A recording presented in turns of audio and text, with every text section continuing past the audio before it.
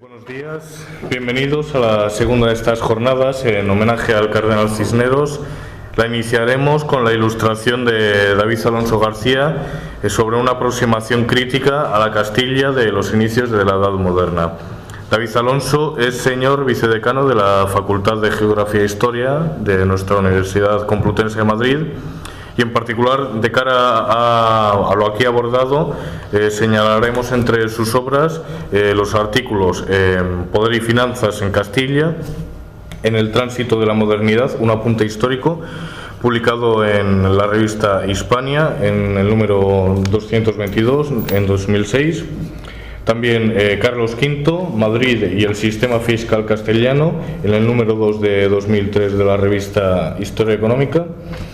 Y asimismo, pues del báculo al crédito, Cisneros y las finanzas de Castilla, con que colaboró en Génova, en el volumen 1 de Génova y la monarquía hispánica en 2011. Y también mencionamos aquí su tesis, Fisco, Poder y Monarquía en los albores de la modernidad en Castilla, 1504-1525, si mal no estoy.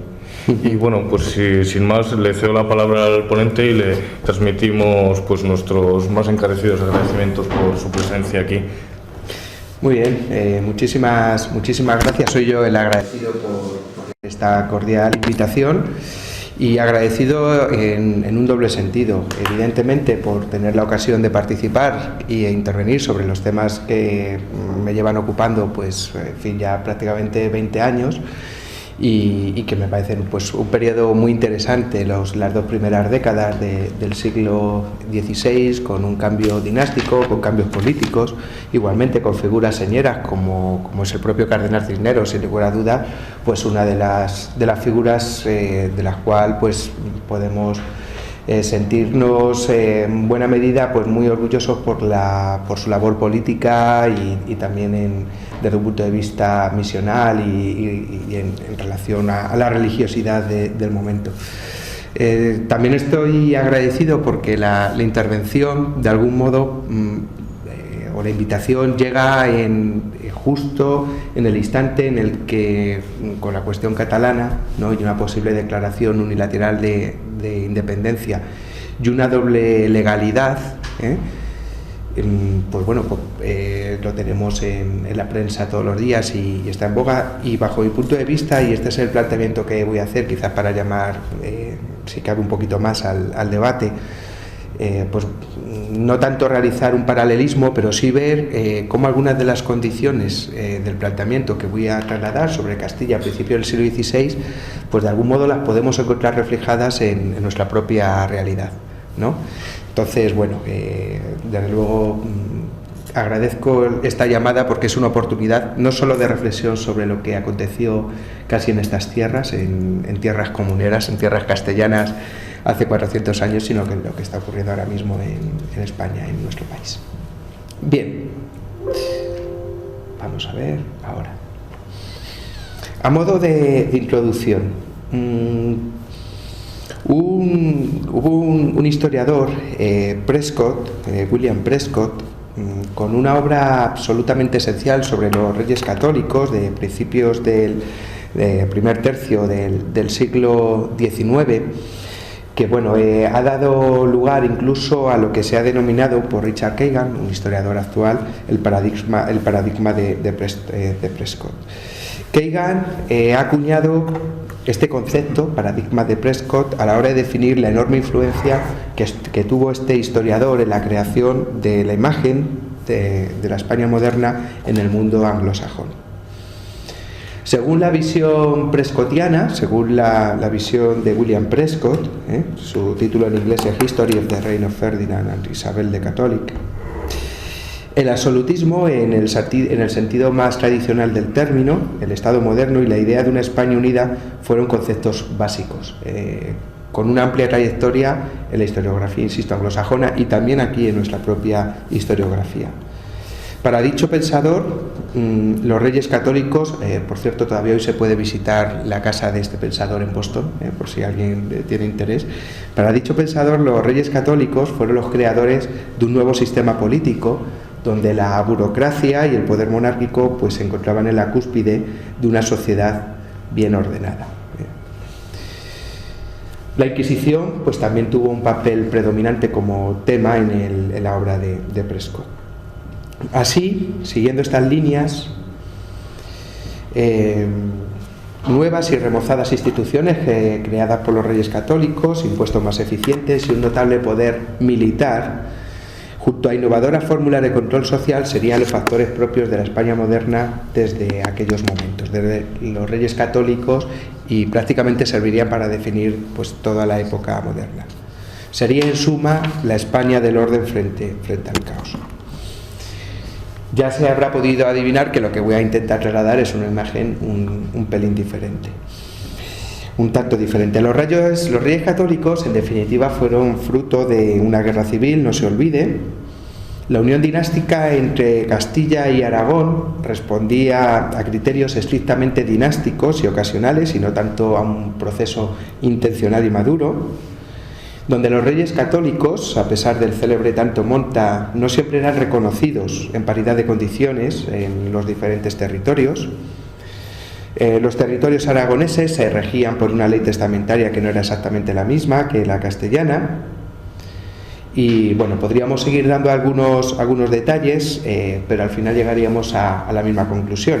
La unión dinástica fue un proceso contingente, pudo suceder y pudo no suceder, y todos recordamos, en fin, pues que sin el fallecimiento del príncipe Juan, la princesa Isabel, o un posible descendiente vivo, ¿no?, entre Germana de Foix y Fernando el Católico, el segundo matrimonio de Fernando el Católico, pues la historia hubiera sido muy diferente. Insisto, por tanto, que la unión de los territorios hispánicos pues resultó contingente y no tanto digamos, un proyecto maduro.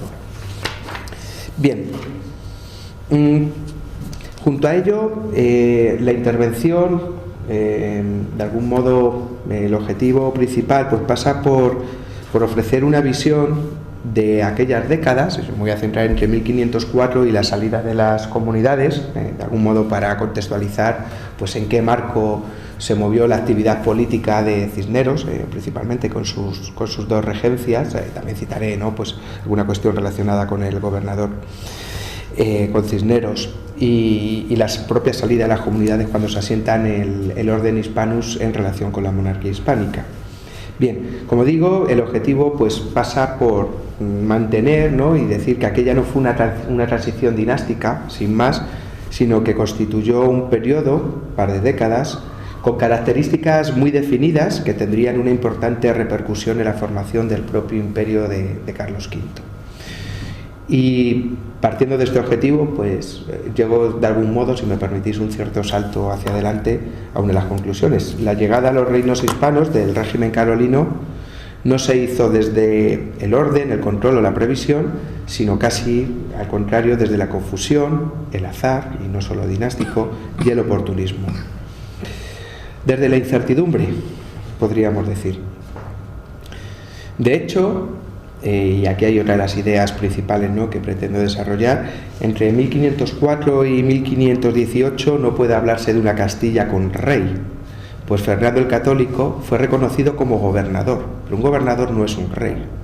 Es algo que me esforzaré por intentar justificar e intentar, pues bueno, ver qué consecuencias y qué connotaciones tiene este extremo. Era su hija, Juana, quien mantenía los derechos al trono a pesar de ser declarada reina inhábil. Claro, que un reino como el castellano, tan apegado a la tradición monárquica, no contase con un soberano o con un dirigente único durante 14 años, pues estaba llamado a tener notables consecuencias. Bien, voy a dividir mi intervención en dos apartados esencialmente. Uno lo he denominado Castilla sin rey, es decir, va desde el momento que se produce la crisis dinástica tras el fallecimiento de Isabel la Católica, para concluir en 1518-1520, y luego el proceso de Castilla con rey, es decir, como después de las comunidades pues se vuelve a un cierto orden carolino, ¿no?, por utilizar el término que anteriormente empleaba. Bien. Bueno, aquí vemos algunas de los interrogantes que cuando nos acercamos al estudio de estas décadas pues merece la pena plantearse. ¿Tuvo rey Castilla entre 1506 y 1518? Yo os he dicho que bajo mi punto de vista, cuanto menos es debatible, porque la figura jurídica es de gobernador, la de Fernando. El siglo XVI comenzó de este modo, con un monarca que no era reconocido unívocamente, y después explicaré qué significa esto, como gobernante. Y el resultado de esta condición pues fue una situación política, lógicamente, de confusión, inestabilidad, pero curiosamente, e incluso paradójicamente, también de afirmación del discurso monárquico. Estas son décadas, luego tendrás también su importancia y su influencia en las comunidades. Durante esta época, a pesar de este panorama de crisis, de diferentes figuras que podían pues erigirse como legítimos gobernantes, lo que para nada se debilita es el discurso de servicio a la corona. Todo lo contrario, bajo mi punto de vista, se refuerza. Se refuerza. Bien, para comenzar con este apartado, pues cabe recordar la propia cronología del conflicto dinástico Trastámara. El príncipe Juan, heredero, falleció en 1497. Pocos meses después, su hermana Isabel, la hija primogénita de los Reyes Católicos, y su propio hijo Miguel, pues corrieron la misma suerte. Fue así como Juana la Loca, pasó a ser heredera del trono castellano. Ahora bien, como ha demostrado Bethany Aran magníficamente, la formación de Juana, su matrimonio y en parte su destino, pues no estaban encaminados para regir el orbe castellano, sino más bien para acompañar a algún príncipe europeo, a Felipe. Pronto su matrimonio con Felipe I, con Felipe el Hermoso, pues creó la inquietud en la sociedad política castellana, la cual pues se acrecentó esta inquietud con la posible enfermedad mental de la futura reina. Felipe, es obvio, hijo de Maximiliano I, pues era un joven dirigente muy alejado de la tradición castellana. De repente, pues los azares del destino le convierten en futuro heredero o rey consorte, al menos, de los tronos de Castilla, ¿no? Castilla y Aragón. Así, muchos naturales pensaron, y no sin razón, que el reino podía perder su identidad tradicional en favor de otros modos de gestionar el poder. Fue así como el conflicto dinástico, que estalla a partir de 1504, se vino prefigurando antes mismo del fallecimiento de Isabel I, Isabel la Católica. Por ejemplo, la ceremonia de jura de las Cortes de 1502 a los príncipes, a Juana y a Felipe, pues resultó harto conflictiva. Lo ha demostrado clarísimamente Juan Manuel Carretero Zamora. Tanto aristócratas como oligarquías locales mostraron sus dudas en torno a la salud mental de Juana y la posibilidad de un futuro control del reino por parte de su marido. Estos sectores, insisto, ya en 1502, se mostraron dispuestos incluso a que Fernando el Católico pudiese actuar como futuro gobernador, incluso en el caso de que no falleciese Felipe el Hermoso, contra los derechos sucesorios de su hija y su propio yerno, lo que viene a demostrar que la situación política en Castilla se estaba encaminando hacia algo que solo se superará tras las comunidades de Castilla: la incertidumbre. Me gusta mucho este término incertidumbre para definir estas décadas, y no sé si para definir nuestro tiempo. Bien, incertidumbre quizás consolidada o acentuada por el hecho de que no todos en Castilla apoyaban una posible gobernación de Fernando el Católico, tal como fue puesto de manifiesto 3 años antes, en las Cortes de Ocaña, en 1499, cuando un sector de la gran nobleza rechazó una hipotética gobernación del rey aragonés. Esta es la situación que nos encontramos antes de noviembre de 1504, antes del fallecimiento de Isabel la Católica. Claro, Castilla, las estructuras políticas en Castilla estaban en cambio desde 1492, y aquí no me refiero a Granada, ni a la expulsión de los judíos, ni a los grandes hechos, ¿no? Más bien a las estructuras internas, ¿no? Estaba cambiando el sistema fiscal, con la irrupción de los sistemas de encabezamiento y el nacimiento del moderno sistema de servicio de cortes. Los grupos de la corte habían entrado en un periodo de inestabilidad al fallecer el príncipe don Juan, Se ha detectado pues cómo existen estos movimientos de bandos, de facciones, ¿no?, que impregnan la práctica política del antiguo régimen. Claro, de repente los servidores de Juan, que estaban cómodamente ubicados para ser en el futuro los grandes dirigentes de la nueva monarquía, pues se encontraron de algún modo descolocados, ¿no?, ante el fallecimiento del príncipe, y tendrán que integrarse en otras casas. Bien, muchos de ellos, cabe decir, pues van a pasar al bando fernandino, ¿no?, y esta será una de las bases para que el rey aragonés, insisto, aragonés, pueda ejercer su gobernación aquí en Castilla. Bien, la confusión, por tanto, que caracterizará al periodo posterior estaba en formación. El régimen de corregimientos empezó a no ser igualmente visto, ¿no?, en esta década de los 90 respecto al anterior. En fin, y hay otros elementos, ¿no?, que permiten pues demostrar o aseverar con cierta rotundidad que los últimos años de reinado de los propios reyes católicos pues no fueron años del todo sosegados. Bien, sobre este escenario previo, la crisis dinástica acaecida tras 1504. Bien, la crisis dinástica acaecida tras 1504 abrió la caja de Pandora en torno a las tensiones, conflictos y contradicciones que eran propias de un reinado solo sosegado en apariencia. Es cierto que el reinado de los reyes católicos, al menos en esta última parte, quizás merecería alguna revisión, algún estudio en profundidad en este sentido. El fallecimiento de Isabel fue seguido por el inmediato nombramiento de su hija Juana como heredera en la Plaza Mayor de Medina del Campo, y aquí no radicaba ningún problema en este nombramiento. El testamento de Isabel I dejaba como gobernador a su marido, como reina a su hija, pero como gobernador a su marido. Lo que ocurre, claro, que esta aceptación por parte de los poderosos de Castilla pues no era sencilla. Existe ya una mala, justo en 1504, incluso antes, una mala relación entre Fernando y el archiduque, y esta mala relación pues será caldo de cultivo idóneo para las tensiones y conflictos que se viven en aquellos momentos en Castilla. Bien, ante esta circunstancia, el propio Fernando el Católico, en diciembre de 1504, un par de meses después del fallecimiento de su mujer, pues envió una carta a su yerno que suponía un verdadero asalto al poder.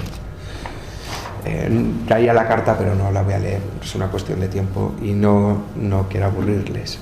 Bien, tras estas disposiciones o tras esta carta de Fernando el Católico, de algún modo pues intentaba hacer valer sus pretensiones paternalistas, ¿no?, de velar por sus hijos, ¿no? A partir de este discurso, decir, yo me arrogo la potestad de velar por el bien de mi hija y por extensión de su yerno, pues debo convertirme en el dirigente único y reconocido de Castilla.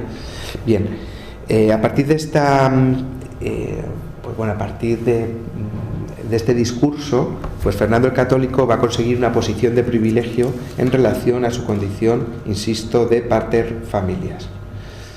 De inmediato comienza el envío de misivas, de cartas, de instrucciones a las ciudades, por el que instaba el alzamiento de pendones por doña Juana.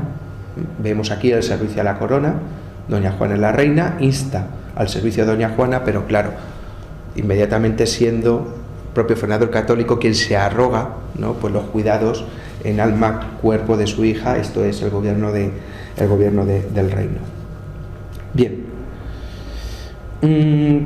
claro, estos son los hechos, pero sin embargo si recurrimos a Zurita, Jerónimo de Zurita, el gran cronista de Fernando el Católico, pues vemos que existieron diferentes dudas, ¿no?, lo denomina así el propio Zurita, a la hora de encauzar su gobierno.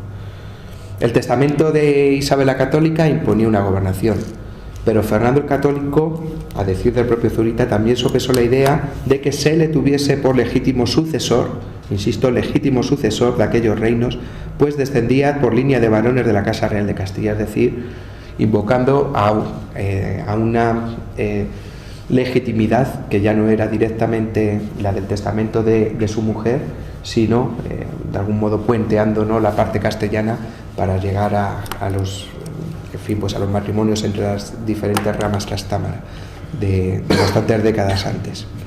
Bien,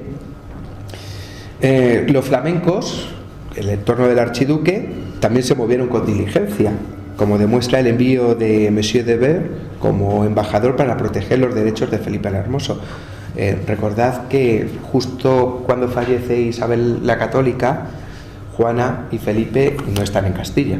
Entonces, claro, Fernando pues envía esta carta, envía pues las instrucciones a las ciudades, básicamente porque tiene una presencia real y física aquí frente a la de su oponente. Bien, cuando llega el embajador, Monsieur de Ver, el archiduque proclama con nitidez, dando un puñetazo en la mesa, si me permitís el término, su intención de intervenir en Castilla. Y este es el panorama, un panorama de desconcierto. En enero de 1505 se van a celebrar las Cortes de Toro. Enero de 1505. Son unas cortes un tanto paradójicas, porque en ellas se estableció el ordenamiento que definía el mayorazgo. Insisto, paradojas del destino. Se había clarificado el orden hereditario entre particulares para siglos, cuando la sucesión del reino estaba en el aire. Deja de resultar, insisto, paradójico. Bien, articulando su argumento a partir del testamento de la difunta reina, justo a la supuesta incapacidad de su hija, Fernando el Católico logró que dichas cortes le juraran como gobernador. O sea, pasan unos meses hasta que las Cortes de Castilla le juran como ordenador. Ahora bien, los procuradores realizaron serias objeciones.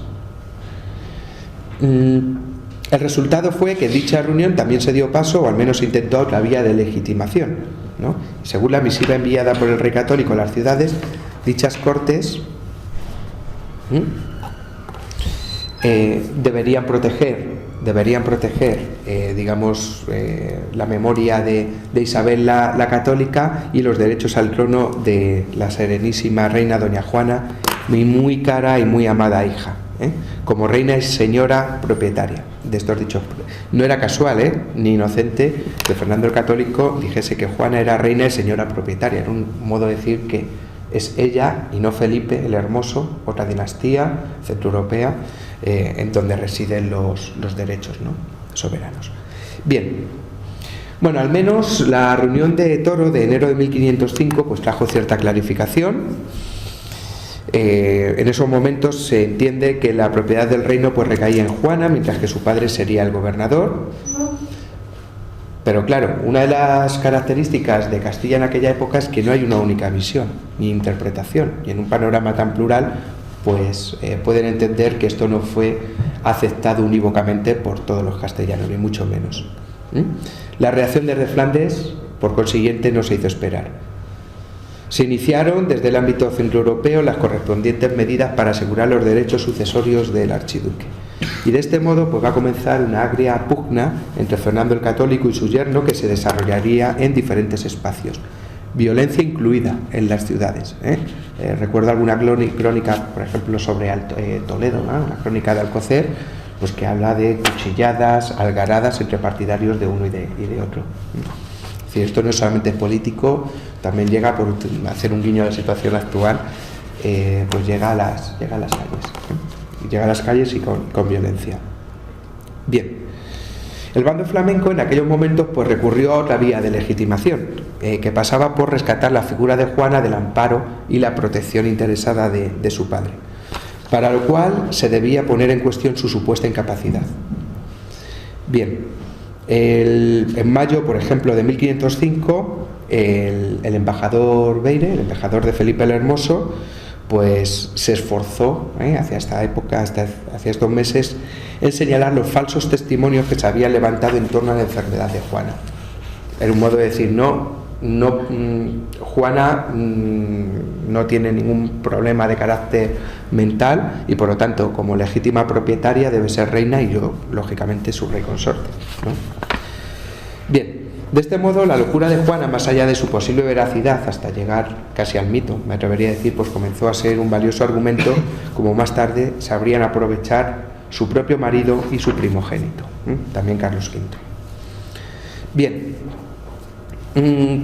la pugna, en definitiva, para resumir, pues estaba servida, cada parte contaba con unos argumentos que daban cobertura legal a sus pretensiones, y a partir de aquí todos los actos de gobierno estaban encaminados a conseguir apoyos y fidelidades.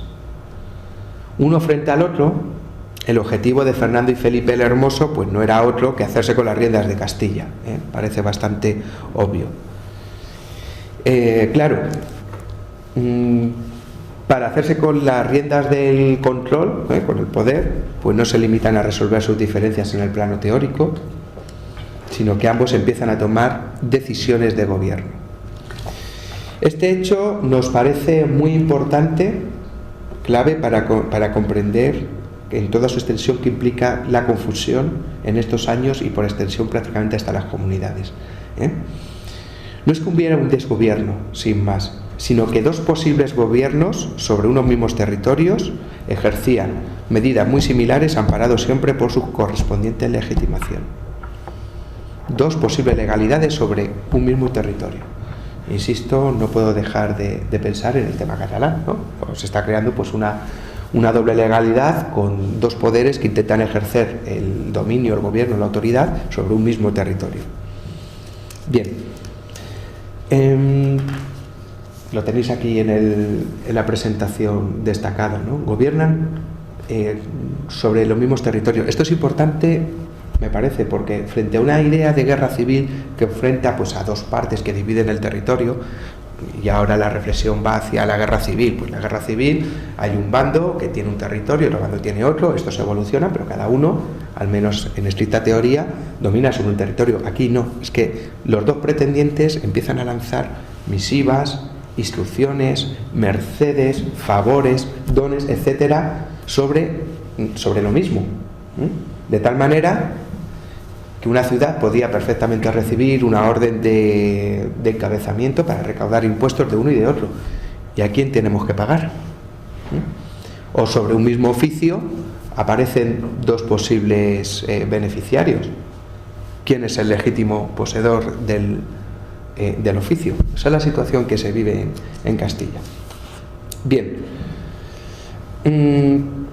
La confusión, por tanto, señoreaba el reino, ya que era harto complicado precisar de dónde emergía el poder legítimo e irrevocable. La concordia de Villafáfila, unos meses después, pues pareció reconducir la situación. Es el momento en el que Fernando tiene que echar un paso hacia atrás o hacia la derecha, ¿no?, para irse hacia el este y hacia Italia. Y se supone que a partir de ahí Juana y Felipe pues tomarían las riendas del gobierno aquí en Castilla. Claro, ¿qué ocurrió? Fallecimiento en septiembre de 1506 de Felipe el Hermoso. De nuevo Zurita lo definió aquel momento con especial crudeza. Muerto el rey don Felipe, apenas se vieron en los tiempos del rey don Juan y del rey don Enrique en peor condición. Existía en el recuerdo de la memoria colectiva una clarísima comparación con las guerras civiles del siglo XV. Bien, fue en aquellos momentos, en septiembre de 1506, cuando se forma la Junta o Consejo de Regencia, presidido por Cisneros, ¿no? Estamos prácticamente en esta primera regencia de Cisneros, que es menos importante que la segunda, 1516. Y Cisneros comienza a ocupar pues parcelas muy importantes del poder, cuya expresión máxima sería su nombramiento como cardenal de Santa Sabina, capelo conseguido por intermediación de Fernando el Católico. Quizás no resultó ajeno que el arzobispo de Toledo pues se apoderó del control de la reina, que en definitiva era la poseedora última de los derechos, ¿no?, sobre el reino, como propietaria con 2000 hombres. Y en 1507 Cisneros fue nombrado inquisidor general. Bien, claro, Castilla sin rey. Estamos en 1507. Una parte de los castellanos pues deseaba la vuelta de Fernando el Católico como garante del orden. Fernando el Católico, dicho sea de paso, pronto se apresuró a dar por nulo cualquier acuerdo alcanzado con su yerno. Otros, en cambio, pues preferían una regencia del emperador, de Maximiliano, asegurada por tropas procedentes del imperio. Otros castellanos, reunidos en el entorno de la casa del príncipe Fernando, preferían a Juana como soberana efectiva. En 1507 estaban planteadas todas estas opciones, e incluso más.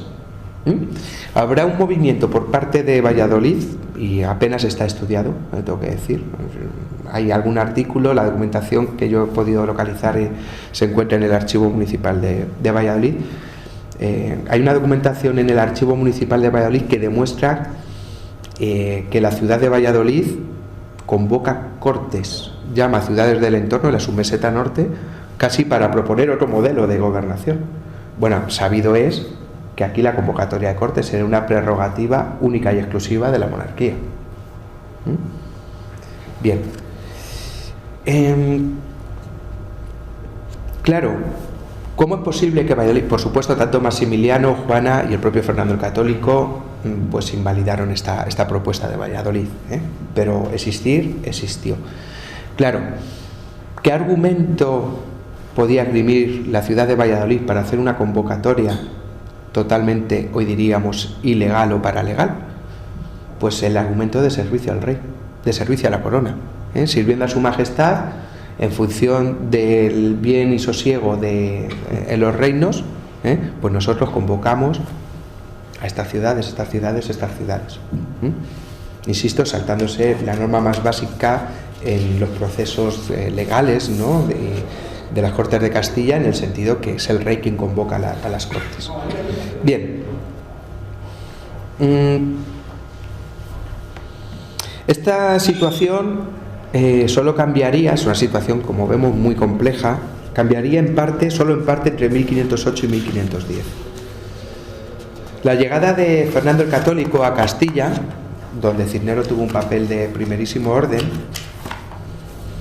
pues no trajo nada parecido a un restablecimiento de algo que podríamos denominar como situación de normalidad monárquica. Aclara el panorama anterior de los últimos 3 años, que había sido muy difícil, pero no restablece la idea de un rey, una fidelidad, unas líneas de ejecución del poder, ¿no?, y de la justicia, que es como se entiende el poder en aquellos momentos. Hay algunos datos que son elocuentes, ¿no? El nuevo embajador veneciano en Castilla, a principios de 1508, Francesco Corner, presentó sus credenciales ante Cisneros, no ante Fernando el Católico o su propio embajador. O Juana mantenía embajadores propios ante el rey de Inglaterra, al margen y de modo paralelo a los de su padre. Bien. Maximiliano y Fernando firmaron en 1509 el tercer tratado de Blois, que es un tratado importante para lo que ocurre en Castilla, donde se va a alcanzar un nuevo acuerdo por el que se legitimaba al príncipe Carlos, ya aparece clarísimamente en el horizonte Carlos V, ¿no?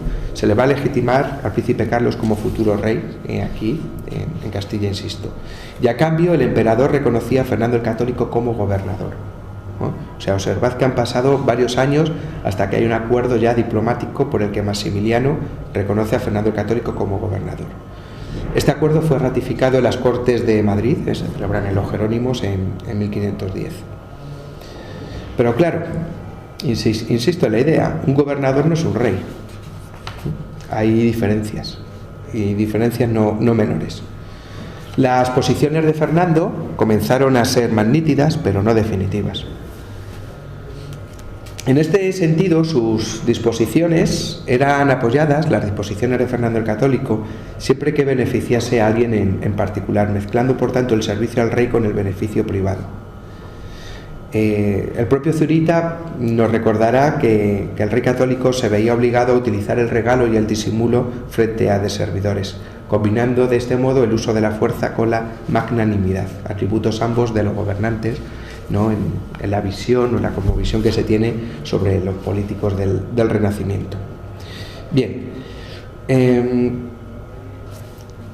dicho de otro modo, estos atributos de fuerza y magnanimidad son atributos, como digo, del político, ¿no?, del gobernante de esta época, pero bajo mi punto de vista también en aquellos momentos eran expresión misma de la debilidad con la que Fernando el Católico podía ejercer el poder. Dicho de otro modo, cuando los dictámenes del regente aragonés pues no gustaban a sus destinatarios, podía ocurrir, ¿no?, los castellanos se apresurarán en recordarle, y no sin chanza, que era Juana su verdadera y legítima reina, que él era, permitidme abrir unas comillas, un simple gobernador. Sus vasallos, los vasallos castellanos, Castilla, solo debía seguir el servicio de la reina, el servicio a la corona, el servicio a una reina inhábil, eso sí, que no era otro que el que más interesase en un determinado momento. Yo a esta conclusión, entre otros, ¿no?, pero he llegado de un modo muy claro analizando el mundo del gobierno de la hacienda.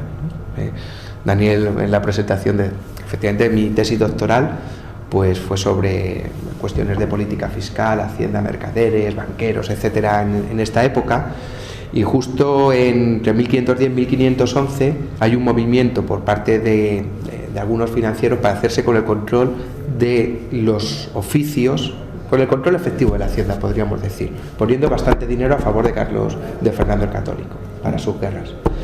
Bien, la reacción de los contadores pues fue muy clara, Le van a decir que por servicio a la reina ellos no obedecen esas disposiciones, esas normas. Cuando vieron amenazadas sus posiciones de privilegio al frente del gobierno, los contadores mayores de Hacienda y todo su entorno, pues van a recordar que ellos eran oficiales de Juana y no del rey de Aragón. ¿Cuál fue la solución a la que se llegó? Perfectamente entendible y que tampoco fue perjudicial para Fernando el Católico. Pues muy bien, ofrézcame más dinero. Es lo que hicieron los contadores con los financieros de su entorno. Le ofrecieron más dinero y vieron reafirmada su posición de privilegio al frente de la Hacienda Real. Pero ojo, cuando vieron amenazada, insisto en la idea, cuando vieron amenazadas esta posición, lo que aluden es que ellos no son oficiales del rey, sino que sirven a la corona, pero sirven a Juana. Bien. Muchos castellanos, siguiendo en esta línea, estaré más de media hora, pido disculpas, Muchos castellanos necesitaban a Fernando el Católico, como podemos ver, como garantía una situación de dominio anclada en el servicio a la corona. Insisto una y otra vez, porque además aparece así en las fuentes, ¿no? Insisto, la legitimación o el discurso de servicio a la corona, cualquiera que fuese su interlocutor, se convirtió en el modo de solicitar, pedir mercedes, elemento de legitimación, en definitiva. Cuando uno se dirigía a la Cámara de Castilla o a la Contaduría o al Consejo o al Rey o al Regente o a Cisneros, ojo, o sorpréndase, o incluso a Maximiliano, y ahora daré pues alguna noticia al respecto, y pedía pues lo que fuere, un oficio, una prebenda, un cargo, unas rentas, un título, lo que fuere, era siempre argumentando que era en servicio de la reina, en servicio a la corona. Es sistemático. Se dirigen con este lenguaje, que es un lenguaje en el que todos se reconocen, se dirigen a Fernando el Católico, pero se dirigen también a los propios contadores, a la propia administración, se dirigen, como digo, o al menos yo he detectado este caso, ¿no? En 1512 a Maximiliano, fue la ciudad de Madrid, ojo, siguiendo instrucciones de Cisneros, el propio Ayuntamiento de Madrid, quien escribió a Maximiliano en 1512 para recabar su ayuda en la expedición de oficios relacionados con asuntos de carácter eclesiástico. Hemos visto que antes Cisneros fue un apoyo decisivo para Fernando y viceversa, pero en 1512 el propio Cisneros, esta documentación del Archivo Municipal de Villa, es el que pide al ayuntamiento y a los regidores que escriban a Maximiliano. Como la fuente de legitimidad, que es este discurso a la corona, siempre está presente, pues al final lo ampara. Al final lo ampara. Bien, la situación derivó a partir de estas condiciones en que los propios oficiales reales y muy particularmente el propio Cisneros pues van a adquirir cotas de poder propios, ¿no? Podríamos decir, sin que necesariamente hubiesen de pasar por el regente, por Fernando el Católico. En muchas ocasiones pasaban. Fernando el Católico es la figura de referencia, por supuesto, pero en otras ocasiones no lo hacía así. Incluso más, Gattinara, el futuro canciller del emperador, pues va a llegar a albergar la idea de sublevar a los castellanos contra Fernando el Católico, a pesar de lo firmado en el tercer acuerdo de Blois.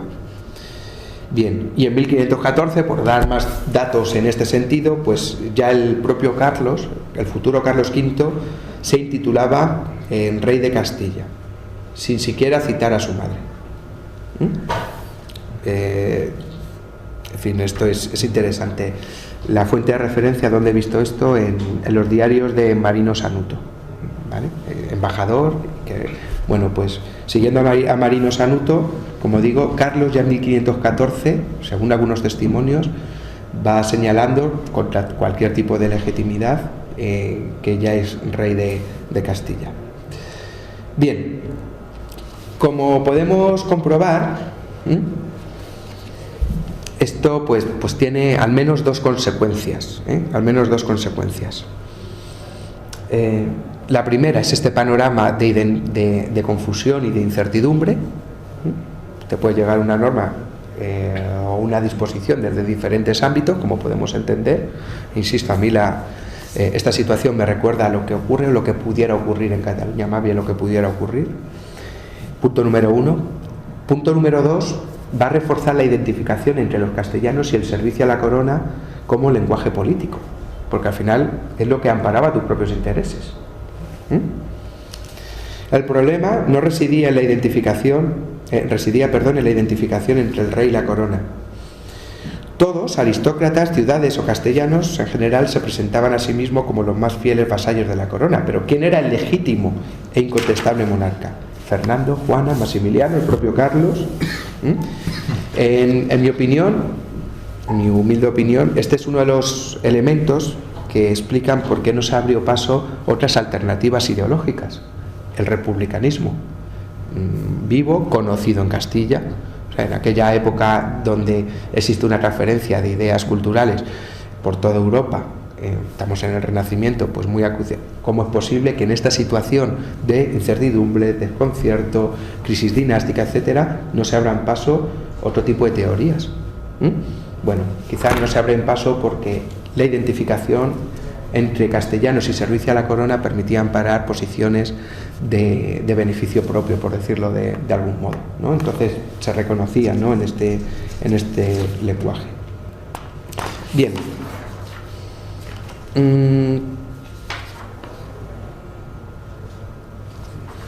Voy a intentar avanzar un poquito más rápido. Para concluir este apartado y detenernos a cómo se llega, sobre todo con las comunidades, a otro orden, ¿no? Los testimonios de sujeción a la monarquía, de servicio a la corona, no reflejan la existencia de una monarquía unidireccional en estos años, en estas dos primeras décadas, de una monarquía autoritaria en la cosmovisión proyectada por Walter Prescott, sino un discurso en el que, como digo, se reconocían los castellanos porque en su seno pues cabían elementos como la negociación o la posibilidad de cubrir expectativas de ascenso sociopolítico. Todos y para todo se hacía en servicio de su Alteza, aunque no existiese Alteza que ejerciese como tal en el sentido más estricto del término. Bien. Este hecho, y será importantísimo en el futuro, demuestra que el servicio a la corona también podía ser una garantía para las ambiciones sociales, ¿no? ¿Cómo se llegó a esta situación? Pues lo podemos imaginar desde la imprevisión y la adaptación a unas circunstancias extraordinarias, ¿no? Imprevistas también, ¿no? Los fallecimientos, empezando por los fallecimientos en la familia real. El modo más efectivo de mantener una posición propia no era otro que presentar cualquier acción como un servicio a favor de la monarquía, a favor de la corona. Y los castellanos supieron así acomodarse a un contexto de crisis dinástica.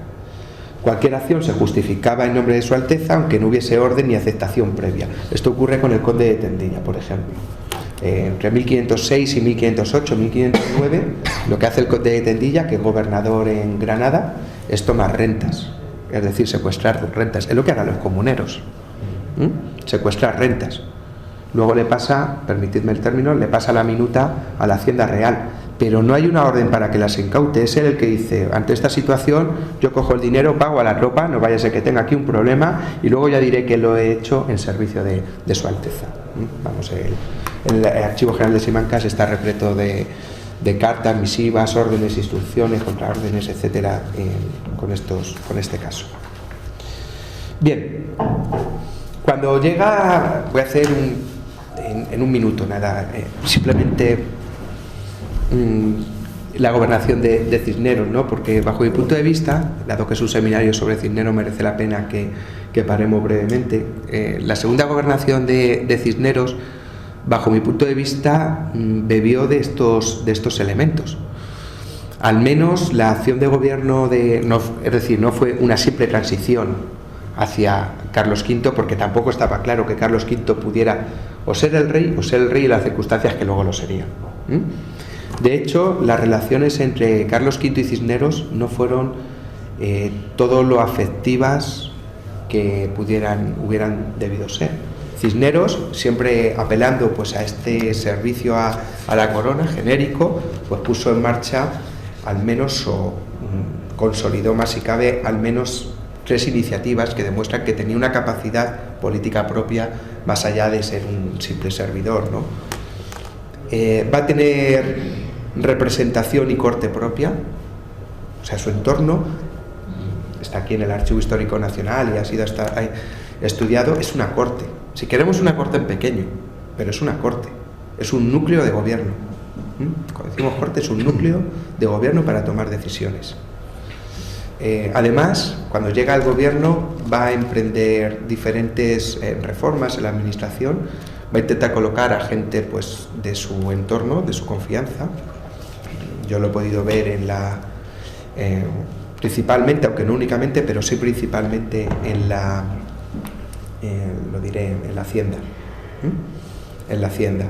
Beltrán del Salto, que por cierto luego su hijo es regidor aquí en Madrid.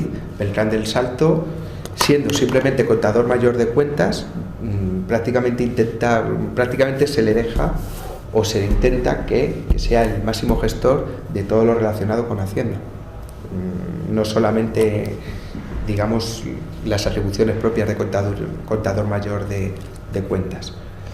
Bien, eso en primer lugar, representación y corte propia. En segundo lugar, junto a ello, representación diplomática en Roma, que no nace en estos momentos.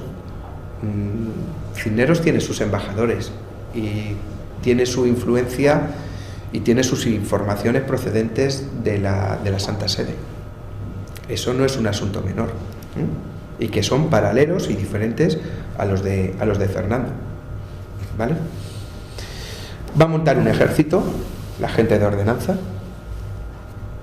y va a procurar, en tercer lugar, en cuarto lugar, pues cambios en la fiscalidad, con una generalización del régimen de encabezamientos que se supone que es más llevadero para los pueblos.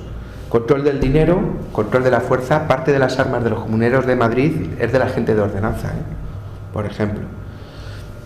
Si ahora mismo viésemos la correspondencia entre Cisneros y Carlos V, veríamos que algunas o muchas de estas medidas no se hacen con la aquiescencia de Carlos V, todo lo contrario. Todo lo contrario, pero sin embargo las mantiene. ¿Cómo las puede mantener? En servicio de Su Alteza. Como Su Alteza, que en el último término reina propietaria es Juana, pues esto lo ampara y lo permite. Bueno, esto evidentemente sería objeto casi pues de otra intervención, ¿no? Y ahora ya sí que tenemos que ir un poco más deprisa. Skype se ha actualizado, pero creo que no nos hace falta. No. Bueno.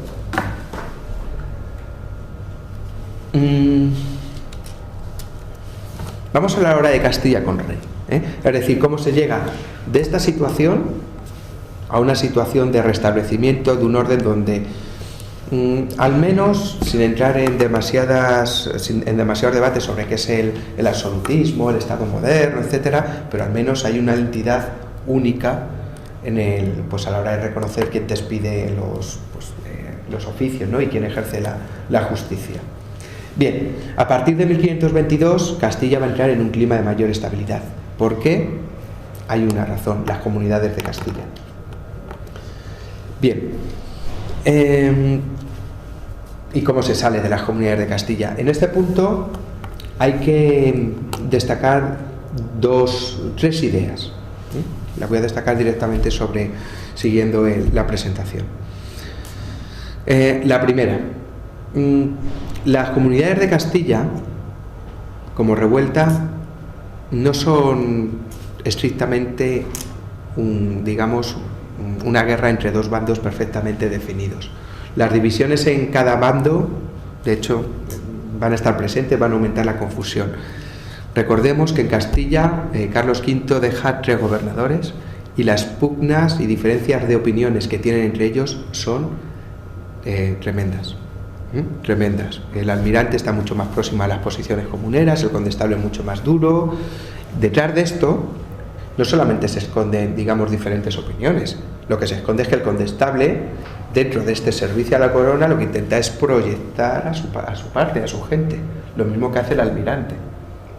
O lo mismo que hace la gente del Consejo Real, que son los 3 grandes apoyos. Bien, Adriano de Utrecht, es más neutro, ¿no? Al final es el garante, pero entre los bandos o las facciones que apoyan a Carlos V existen unas diferencias muy nítidas. Lo mismo ocurre en el bando comunero. Las comunidades son un movimiento muy plural, muy plural. Son unos movimientos donde, por ejemplo, Murcia se negaba a cumplir órdenes o alguna de las órdenes emanadas de la Santa Junta.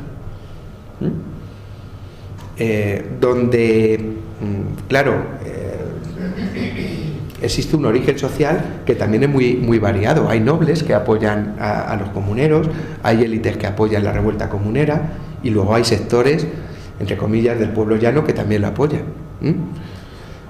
Como digo, las divisiones en el seno comunero pues fueron no menores. Hay un punto que me parece también interesante señalar. Los comuneros nunca rompieron del todo la comunicación con el entorno de Carlos V. Vía almirante, o directamente ellos, nunca van a proclamar que quieren una república. Quieren otro tipo de relación con la corona. ¿Cómo se podía, que es lo que quiero destacar, cómo se podía anclar y amparar este elemento? Diciendo que era el mejor modo de servir a la corona. Otra cosa es que el mejor modo de servir a la corona es que hubiese unas cortes representativas, mucho más adelantadas en su tiempo, vamos a definirlo de ese modo. Pero para ellos es un modo de servicio a la corona. No hay ninguna contradicción. Eso tiene, como me estoy intentando, ¿no?, que se vea, tiene una trayectoria de 2 décadas. Es lo que lo explica. Bien. Divisiones en cada bando, aumento de la confusión. Aspecto absolutamente esencial. ¿Qué ocurre durante las comunidades? La denominada, en términos de Josep Pérez, radicalización del movimiento. Es decir, hay un momento en el que las comunidades de Castilla, dentro de este panorama de confusión de 2 décadas de incertidumbre, donde todo se justifica en ese servicio genérico a la corona, pues realmente se convierte en una en una revolución de carácter social que susceptible de atentar contra los intereses de los poderosos, de la gran nobleza, de las élites. Es ahí donde se produce, por, darle nombres y apellidos, las denominadas traiciones de Pedro Laso de la Vega o don Pedro Girón, ¿no? Es decir, nobleza que apoyaba a los comuneros, ahora pasa a ser militares, en algunos casos, a favor de Carlos V. Ojo, ocurre en el bando comunero, pero hay algo todavía más importante. La nobleza, una parte de la nobleza que se había mostrado tibia en el apoyo a Carlos V, ¿no?, tampoco sabía muy bien qué podía suceder, cuando observa que ya la revuelta se ha convertido en la revuelta antiseñorial que magníficamente describió Gutiérrez Nieto, que empiezan a solicitar pues elementos que, como digo, ya eran subversivos, ¿no?, por decirlo de algún modo, pues hacen cuerpo con el propio monarca, y es ahí donde se establecen las bases, para ir concluyendo esta parte, se establecen las bases de la futura entente entre Carlos V y la monarquía en general y las oligarquías y las élites castellanas. Hay un trabajo del profesor Bartolomé Yunca Salilla, seguro, muy posible que lo conozcáis, ¿no? que se titula Mal avenidos pero juntos, que es muy explícito y que nos dice cuál es el orden de la propia monarquía hispánica, al menos durante el siglo XVI. Ambos, coronas y élites, se van a necesitar. Esto es una consecuencia directa de las comunidades de Castilla. A Carlos V las comunidades le demostraron que no podía gobernar sin el concurso de las élites. De hecho, la pacificación del reino vino de la adopción de algunas, de no pocas medidas que defendían las élites comuneras, la Santa Junta. Si vemos las Cortes de 1523, algunas de las medidas que promulga Carlos V, revisión de contadores, matrimonio con Isabel de Portugal, que está en el programa comunero, en fin, y otras que tengo aquí apuntadas, pero que ya no detallo, no por falta de tiempo, por ir más rápido. Si hubiéramos, el propio Carlos V dice, vamos a intentar integrar a estas élites, vamos a intentar, ojo, que estas élites pues vuelvan a tener el papel, ese papel. Para las élites, por otro lado, no había mejor garantía, ¿no?, de continuar al frente del dominio social, ¿no?, propio de aquella época, que amparar su servicio y reforzar su servicio como servicio a la corona, ¿no? Entonces, ¿a qué conclusiones podríamos llegar desde estas ideas? Bueno, pues al menos 2 o 3 o 4, ¿no? La monarquía hispánica no van a hacer más del conflicto que de la estabilidad. Aquellas 2 décadas no fueron décadas, bajo mi punto de vista, esto es una interpretación perfectamente debatible, ¿no? Pero aquellas 2 décadas pues no fueron décadas sin más de transición, de sustitución de una dinastía por otra, sino que hubo elementos mucho más profundos y que llamaron a conformar cómo se constituyó y cómo nació la propia monarquía hispánica y algunas de sus condiciones en Castilla y fuera de Castilla. Aquí nos interesa en estos momentos Castilla. Bien, como digo, nace más del conflicto que de la estabilidad. Los momentos de conflicto y de tensión pueden ser momentos también de resolución, y momentos para plantear, y lo digo con toda la intención del mundo, como podéis entender, para plantear pues soluciones nuevas llamadas a ser duraderas, ¿no?, en el tiempo. Bien, dentro de este sistema, a partir de 1522, la monarquía es un entramado donde el rey ocupa el primer escalón, pero no toda la escalera, ¿vale? Donde las élites van a continuar teniendo un papel absolutamente esencial.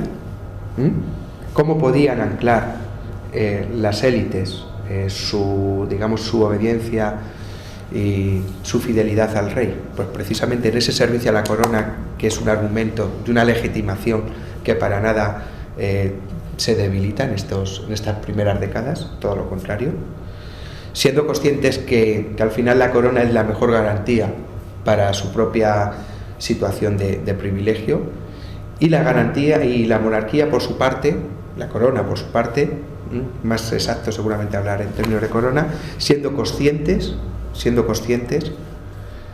bueno, pues que el concurso, el ejercicio del poder requería de otorgar parcelas del mismo a las élites. Si viésemos y ya concluyo, si viésemos en una línea en el tiempo, de estas que gustaban mucho las ideas del progreso en el siglo XIX, nos sorprendería comprobar cómo hay una cierta ruptura o marcha atrás. Es decir, si el reinado de los reyes católicos, aun con los matices con los que empezaré y todo ello, consolidó alguna de las estructuras del Estado moderno, bajo mi punto de vista, con los Austrias casi hay una cierta regresión. No veamos regresión en términos ni positivos ni negativos, sino simplemente un menor desarrollo. El análisis de la fiscalidad es una balconada increíble para analizarlo. La fiscalidad, desde 1522 y principalmente desde el encabezamiento general de 1534-1536, queda en manos de las ciudades, queda en manos de las oligarquías ciudadanas. Y cuando digo queda en manos de las oligarquías ciudadanas, no solo es su gestión, sino que a modo de concierto vasco actual existen las denominadas obras de Alcabala, por el cual las ciudades, sobre los propios impuestos de la monarquía, lo que hacen es quedárselos. La monarquía lo acepta, o sea, no es corrupción, no nada por el estilo. Las obras de Alcabala es el pacto constitucional. Usted cede constitucionalmente la gestión de estos impuestos a cambio de un precio. Yo le entrego X, yo recaudo X más 2, más 3, más 4, lo que fuera. E incluso, y ya concluyo, en una cuestión que he publicado, si analizamos los debates sobre la fiscalidad en tiempos de Felipe II, veremos que el propio Felipe II asume que no tiene derecho a imponer nuevos tributos, nuevos impuestos, sino que lo tiene que obtener con aquiescencia y beneplácito y acuerdo de las Cortes de Castilla. Ojo, al final para Felipe II, con esto es lo que quiere el dinero, se le otorga vía servicios, principalmente, pero no deja de resultar harto significativo que tenga que ser vía significativo y no como expresión de la soberanía regia. ¿Vale? Bien, yo por mi parte ya concluyo, me he extendido, os pido disculpas, me he extendido más de lo que hubiera estimado. Creo que es muy interesante el análisis de este periodo, aunque no fuese más que por analogías, ¿no?, o alguna comparación con lo que estamos viviendo. Muchísimas gracias. Pido un aplauso para el ponente.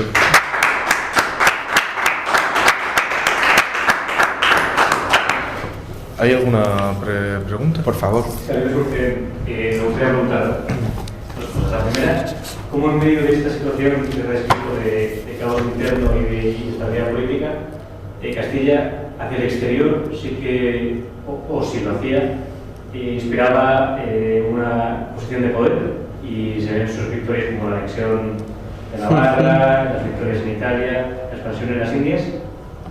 Y la segunda pregunta es cuál es el papel o la posición de la pequeña nobleza, es decir, la hidalguía, durante todo este periodo.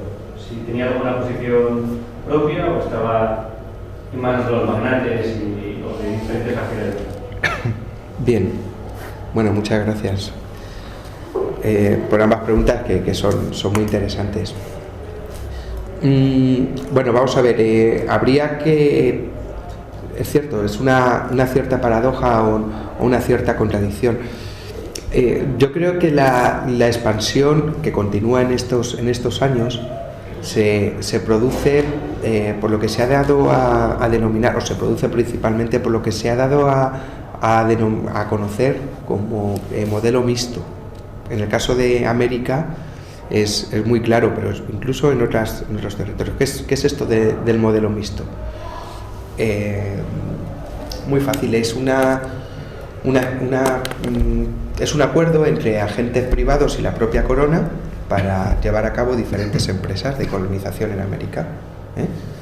Vamos a ver, los grandes colonizadores de esta época, permitidme el término y le ponemos de nuevo comillas, son contratistas. Lo que le dicen lo que acuerdan con la corona, con Fernando el Católico, y después podemos ver el papel de Cisneros, por ejemplo, en Orán, o del Gran Capitán en Nápoles. Lo que acuerdan con la corona es, muy bien, nosotros conquistamos o anexionamos, usted no le cedemos, usted se reserva la soberanía, nosotros tenemos su apoyo político, pero buena parte de la gestión económica no la reservamos, del producto económico. O sea, recordad que el producto económico que en teoría, por supuesto en estricta teoría, extrae la monarquía de las Indias es el quinto real. El quinto real es un 20%, no es más. El 80% se lo queda el conquistador es el que pone dinero, el que busca hombres, el que busca navíos, es quien lo organiza. O sea, hoy diríamos en términos de empresa colaboración público-privado.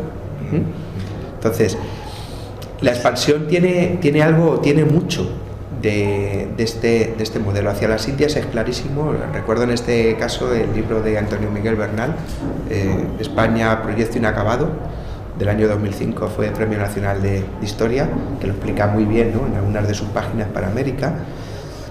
Ocurre en parte también con Cisneros, ¿no? Cisneros, Orán, y en parte ocurre también con el Gran Capitán. Cuando el Gran Capitán realiza sus campañas por el sur de Italia, son las campañas del Gran Capitán y digamos del mismo modo que son las campañas de Fernando el Católico. Eso es lo que ocurre prácticamente con la reconquista de toda la Extremadura castellana y de toda Andalucía, ya por parte de nobles, no, pero anteriormente ha sido, digamos, por las comunidades de Villa y Tierra y también por las órdenes de caballería. Claro. Quiero decir que no es nuevo. Claro, no es nuevo, efectivamente. Claro, precisamente este discurso de servicio a la corona refuerza este vínculo. Recuerda que las relaciones entre el Gran Capitán y Fernando el Católico no son demasiado buenas, no son demasiado buenas. Y sin embargo, pues trabaja para... ¿Por qué? Pues porque este servicio genérico de servicio a la corona pues lo ampara. Luego, cómo se traduzca es otra cosa. Yo me atrevería a decir que va un poco en esta línea, ¿no? Va un poco en esta línea. El caso de Navarra, yo mismo me lo pregunto, y sobre todo me pregunto por qué Fernando no lo anexiona a Aragón, en lugar de cedérselo en 1515 a Castilla, en las Cortes de 1515, ¿no? Bueno, yo diría que en este sentido, para finalizar, que este modelo de colaboración entre agentes particulares, nobleza, ¿no?, en algunos casos, y monarquía es lo que lo viene a explicar. Y luego, en relación al papel de la pequeña nobleza, que es un papel importante, significativo, de algún modo nos hace falta estudios que demuestren, hay alguno para Salamanca, recuerdo, por ejemplo, pero nos falta todavía más estudios que demuestren qué grado de vínculo tiene con la alta aristocracia. Si fue laxo, si fue más estrecho. Sí que sabemos, bueno, decía Salamanca, también el caso de Cuenca con los trabajos de Máximo Diago, ¿no? Bueno, pues que las oligarquías locales, pequeña nobleza de Cuenca, por ejemplo, pues son deudos de los Mendoza, si no recuerdo mal. Allí en Salamanca están los Maldonado, no Pedro Maldonado el comunero, sí de la propia familia. Dicho sea de paso, entre el conde de Pimentel, realista, y Maldonado hay un juego, una regiduría, que lo mismo también explica por qué Maldonado está en los comuneros. Pero nos hace falta todavía más estudios para ver qué tipo de vínculo exacto existe entre alta y pequeña. Por algunos indicios parece que bastante estrecho para el dominio de las ciudades.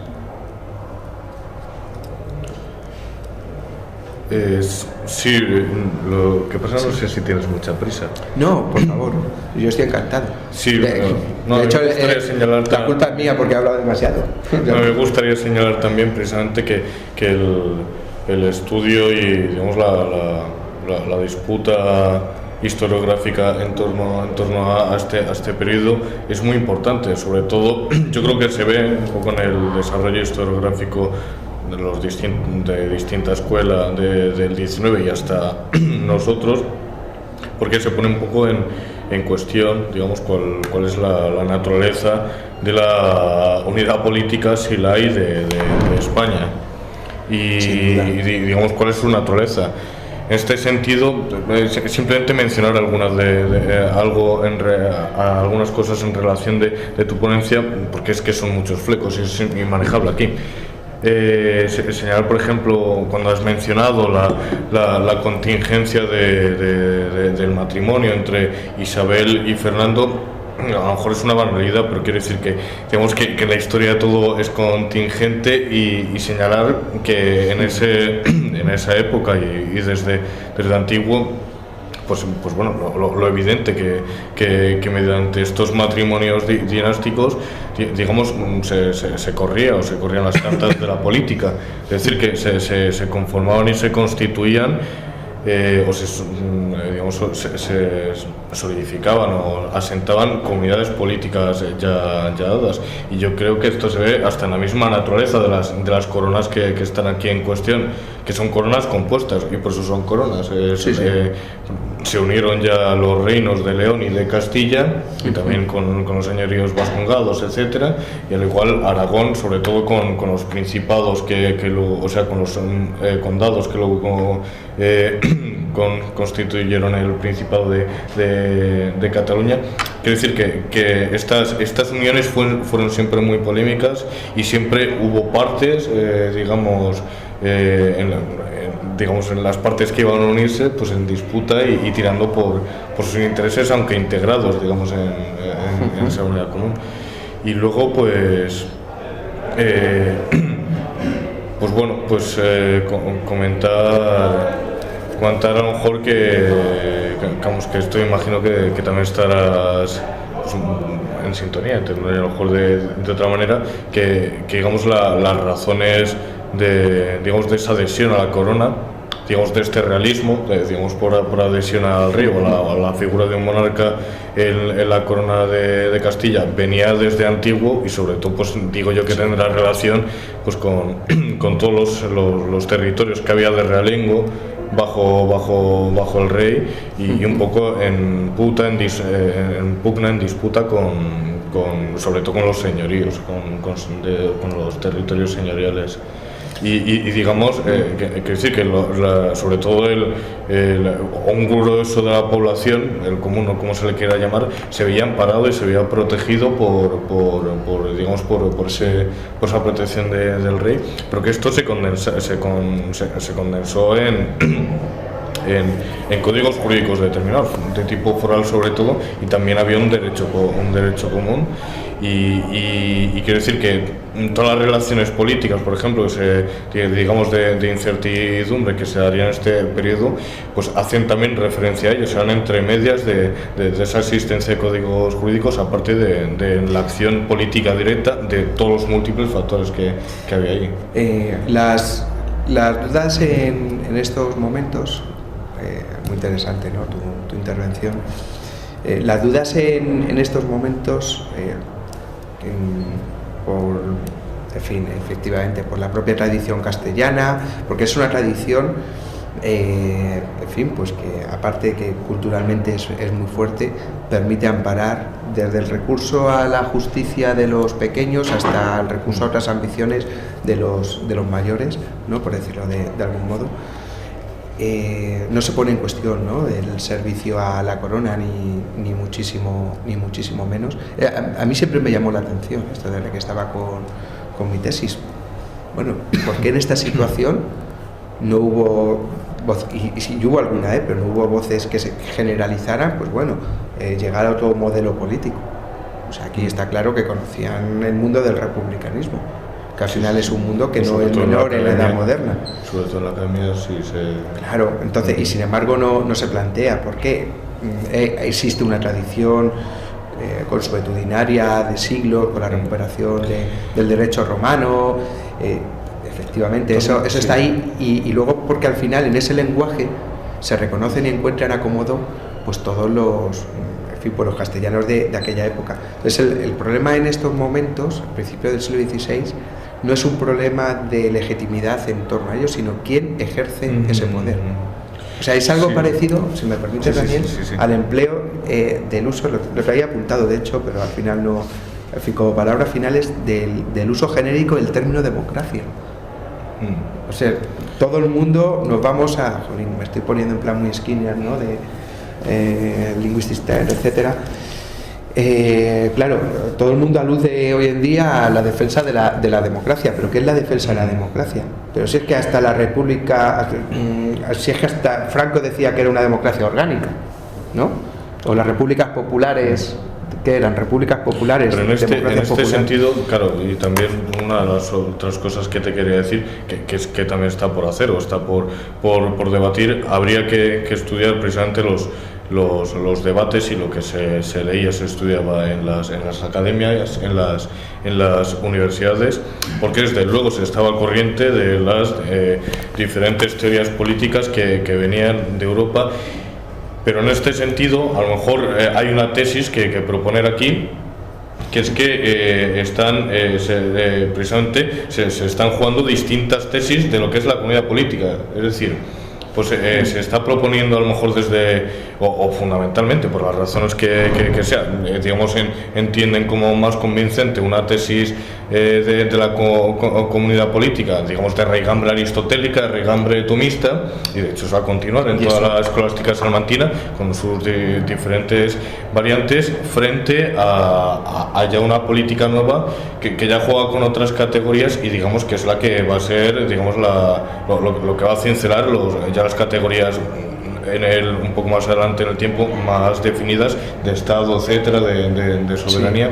Es decir, que se entiende, pues a lo mejor sí, de una manera más compuesta, lo que es más viviente, lo que es la comunidad política, frente a una manera más, pero claro, está por debatir, frente a una manera más digamos, más, por decirlo así, más esférica, quiero decir.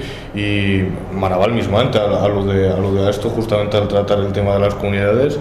Hay un momento, vamos, lo tenía apuntado en el libro en el que lo he estado estudiando, que dice, es una cita de memoria, pero viene a decir que lo que se propone o se deja leer entre líneas, tanto de la acción política de los comuneros como de los capítulos, es es la esfera de un Estado. Es un Estado en sentido esférico, cerrado, propiamente ya constituido como Estado moderno, que creo que es bastante discutible de cara a la letra, pero bueno, quiere decir que habría que ver, digamos, esa polémica académica junto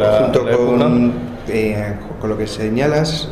Estaba recordando algún trabajo para Centro Europa, ¿no?, de Blink, etcétera, que vienen a defender, porque creo que también es que para Castilla se puede aplicar, que justo en estas décadas, finales de la Edad Media, principios de la Edad Moderna, además existe una cierta identificación, o una mayor identificación entre la idea de procomún, de bien común, y servicio a la corona, que es algo que en el lenguaje de los comuneros se ve bastante bien. Es decir, que cuando ellos escriben, dicen el servicio de su Alteza y bien común. Sí. O sea, no como disociación, sino como asociación. Claro. Pues que además eso es una categoría política, o sea, básica, y del conocimiento de todos, digamos, del aristotelismo político, o sea, del teísmo político. Es decir, que digamos, hay una correlación, o sea, no se puede hablar de una influencia directa, pero digamos que sí hasta cierto punto sí se corresponde, digamos, la manera de regirse, hasta cierto punto, de lo que son las comunidades hispánicas, sobre todo de Castilla, digamos, con esa forma al menos en que se ha pensado la teoría política, al menos hasta el momento. Y bueno, hay una pregunta también por ahí. Ah, sí, perdona. Bueno, me pones por aquí porque si no lo digo por la cámara. Y yo tampoco con el ordenador. Nada, yo por supuesto agradecerle su ponencia, me ha parecido que ha abordado cuestiones muy importantes y muy interesantes de la historiografía del siglo XVI, pero lo que yo quería era apuntar algo, porque me parece que al tratar estas cuestiones historiográficas no podemos eludir lo que es una cuestión de fondo, que según la entendamos, pues entenderemos la historiografía. Me refiero a la pregunta por España. Es decir, tenemos que saber qué entendemos por España para poder interpretar luego los datos historiográficos. Entonces, por eso, por ejemplo, que tiene que ver con cuestiones que ha planteado Daniel sobre la política, es que de hecho, política, a mí me parece claro que no es lo mismo interpretarlo desde las categorías de los estados modernos, de los estados nacionales, las naciones políticas, que interpretarlo, por ejemplo, como han hecho autores recientemente como Gustavo Bueno o aquí en nuestra casa, pues el profesor Juan Bautista Fuentes, interpretar España precisamente como una comunidad universal, o sea, como un imperio, que claro, que dada la evolución histórica también acaba transformándose en un estado nacional, pero digamos que la realidad de España no se agota en el estado nacional moderno, sino que es ante todo la vocación universal que se ha visto siempre en el propio discurso de la historia de España. Entonces, por eso. Bien, vamos a ver. Estamos de acuerdo. Bajo mi punto de vista, para resultar categórico, y cuando digo categórico es inexacto, ¿vale? Si yo tuviera que dar una fecha que dijera cuándo se crea España como entidad política, no como comunidad cultural, la conciencia de una geografía común, etcétera. Políticamente, para mí es el siglo XVIII, los decretos de nueva planta. O sea, en aquellos momentos lo que existe con los Austrias, ya no con los reyes católicos, por supuesto, con los Austrias es una monarquía compuesta, ¿no? Término de, vamos, que para los historiadores es de uso común. ¿Qué implica el término monarquía compuesta? Que existe un reconocimiento a un mismo rey por diferentes reinos, coronas, principados, etcétera, pero cada uno a un mismo rey y a una misma religión. Por eso la religión también es tan importante. Es una cuestión cultural, de creencia, pero es también una cuestión política, porque al final, ante la ausencia de grandes elementos de homogenización y elementos unitarios, salvo la Inquisición en Castilla y Aragón son diferentes, salvo por la Inquisición, que es la única institución común a ambos reinos, ¿no? Y la propia figura del monarca. Eso cambia con los decretos de nueva planta. El Estado-Nación, yo me atrevería a decir que es un pelín, es un poco más tardío, siglo XIX, ¿no? Por lo que conlleva la idea de nación. Claro, la idea de Estado moderno, que es uno de los grandes debates entre los historiadores, ¿no? Hasta qué punto aquellas formaciones políticas pueden ser identificadas como Estado o no son Estados. Eso ya es interpretación, ¿no? Primero hay que saber qué entendemos por Estado. A mí siempre me gusta la definición de Max Weber, ¿no? Con sus diferentes categorías y ver cómo se aplica. Yo tengo muchas dudas de que aquello fuese un Estado, ¿vale? Desde luego un Estado-nación ni por asomo, porque hasta el 19 no existe el Estado-nación. Y luego, cuando hablo de Estado, digamos, no con nuestras fronteras, porque nuestras fronteras, en último término, son el producto de una guerra, que es la guerra de sucesión, y los decretos de nueva planta, en último término. Y luego lo que ocurre en el 19, porque en el 18 está todavía América, que forma parte de esos decretos, ¿no? Y de ese régimen borbónico.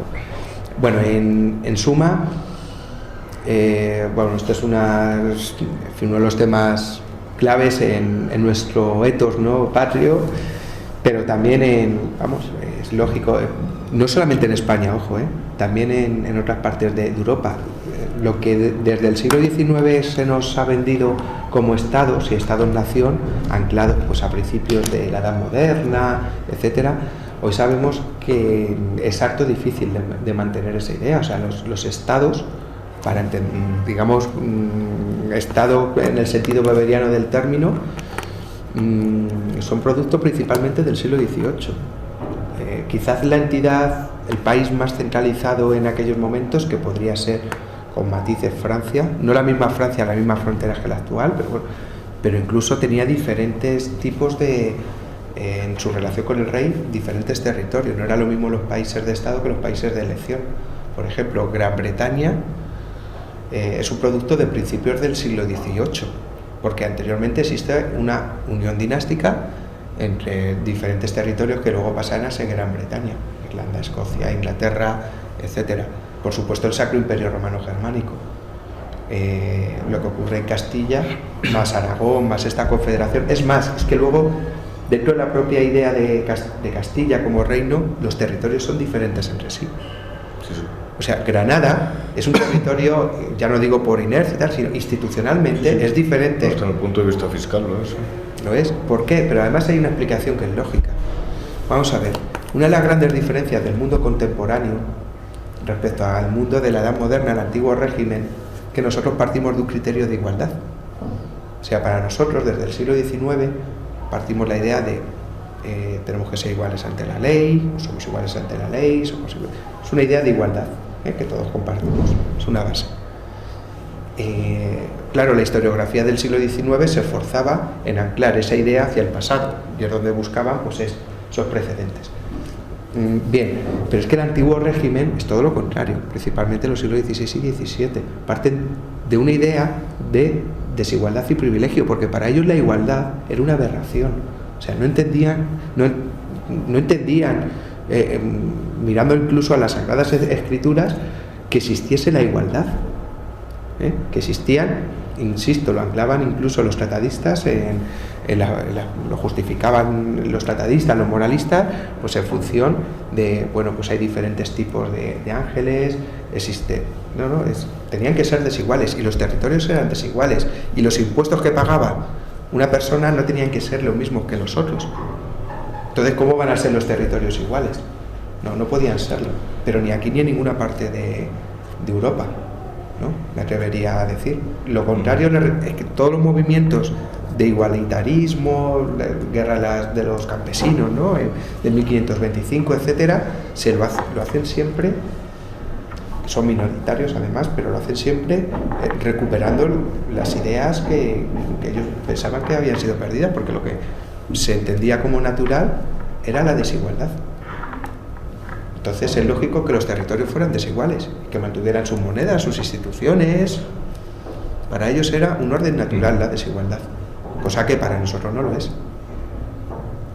Eso también es muy interesante. Sí. No, pero siendo un poco en lo que comentaba Álvaro, y no me quiero extender mucho, porque si dices que tienes... Al final la reunión del departamento...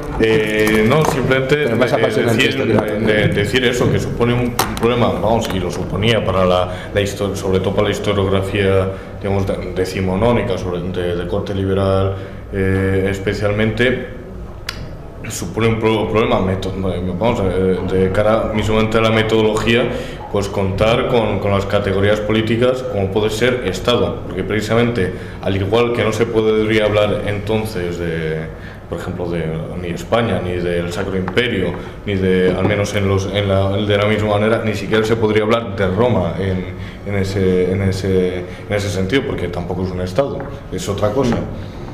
Es otra cosa, no, simplemente sí, tiene instituciones, pero fijaros, la Santa Sede, Roma en aquellos momentos, el 16... pero Roma, el Imperio Romano. El Imperio Romano ya había desaparecido. Claro, pero quiero decir que la historiografía tendría problemas, digamos, estaría incapacitada metodológicamente para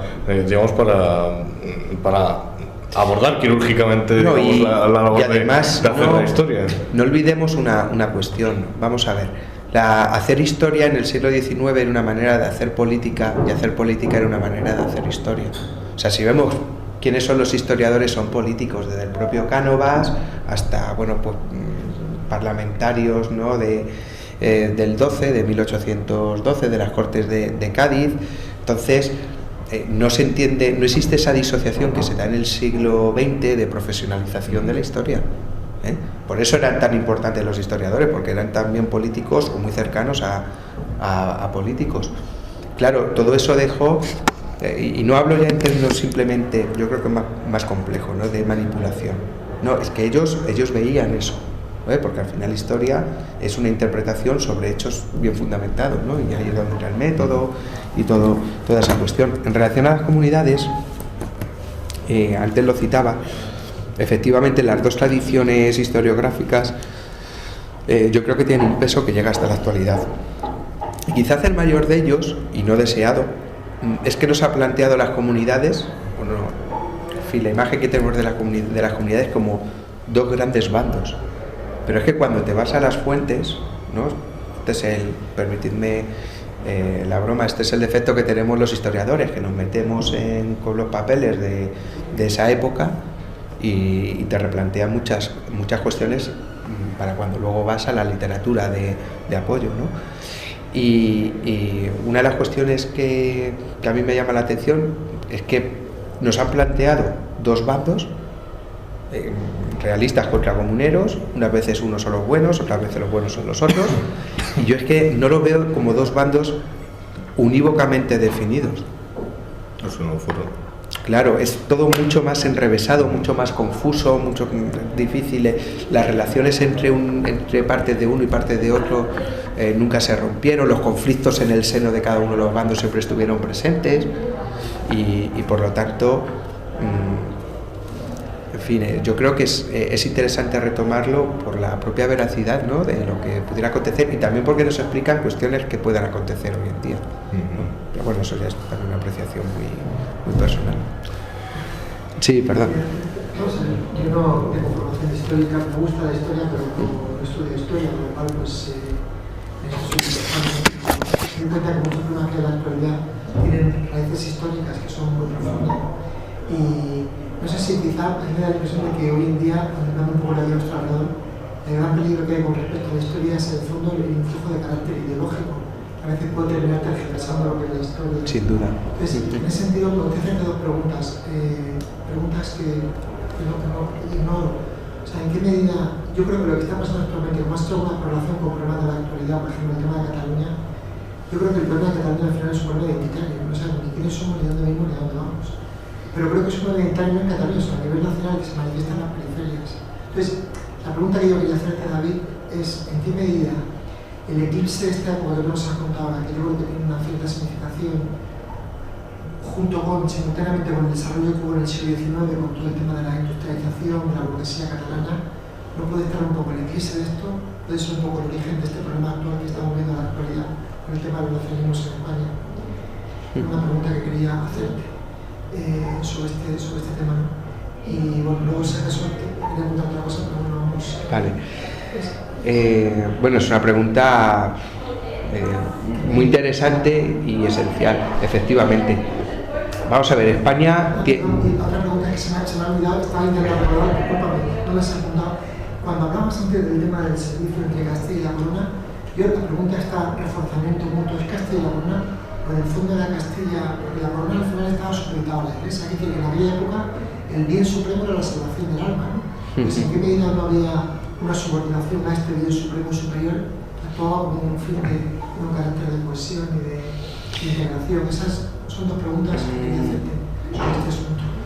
Bien, bueno, pues por ir por orden.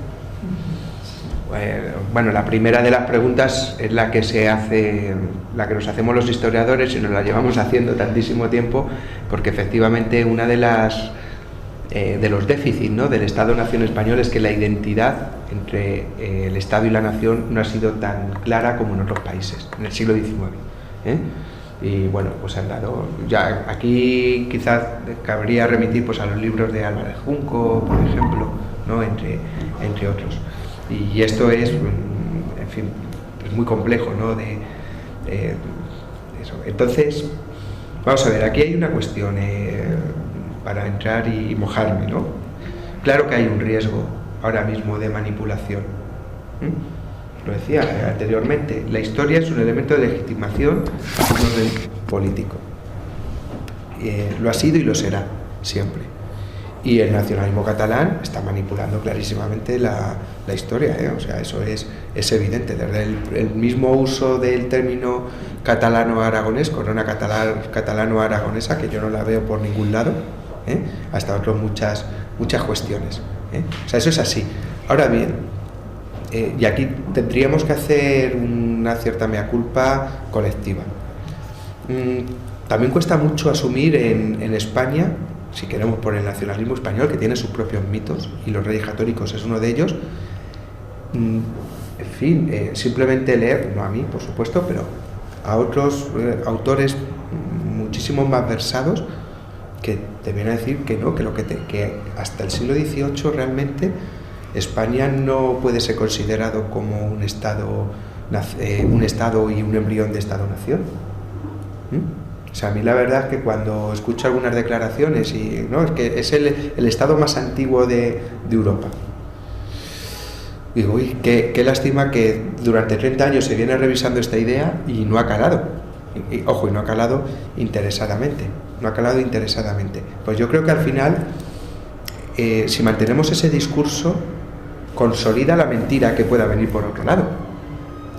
Ojo, y además no es ningún tipo de, ni por supuesto, desprecio, ni de echar, digamos, poner menos en valor las ideas de Estado. No, es que en el siglo XVI, estoy pensando en un artículo clarísimo de John Eliot, es que el régimen político es de monarquía compuesta. Y la monarquía hispánica, incluso entre Castilla y Aragón, y luego Portugal, tiene estas estructuras, y para ellos era lo absolutamente natural.